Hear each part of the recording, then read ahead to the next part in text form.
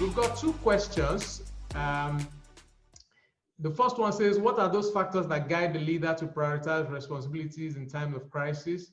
Particularly, how do you create balance between your own direct responsibility and that of others? So Dr. Sam, you mentioned that leaders should become more hands-on. Leaders should pay attention to what's going on around them. Part of that includes the listening. And so we've got this question that is asking us, what are those factors that guide us to prioritize? When do we know when to step in? When do we know when to step out? And I have something very funny about this. When I was in MBA school, my professor then, God bless him, Professor Ribabo, used to say something to me, that effective manager is the one that never gets his hands dirty. What do you say to that? Well, I wish that was so, but here's the truth. As much as the leader has to not micromanage, but has to pay more attention to day-to-day activities, the reason the leader is doing that is still different from the reason why the manager is doing that. The manager is still pursuing efficiency in operations, basically. But the reason the leader has to pay attention today is because the leader has to allow for and even drive the micro corrections, because the leader's result depends on the organization meeting its long-term vision.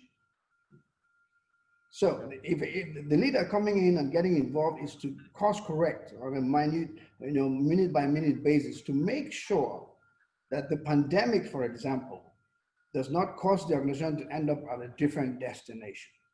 This is critical. The leader must not override, the manager, and it's not in front of the troops. All the leader is doing is making sure that the organization as a whole is still focused at the long-term vision of the organization, irrespective of what happens today. Thank you very much. A rider to that says, how do we manage stress while building resilience? Well, the issue of stress I have found is, it goes back to one of the things that I laugh at myself about. When you asked Shala that, I was very excited about that question.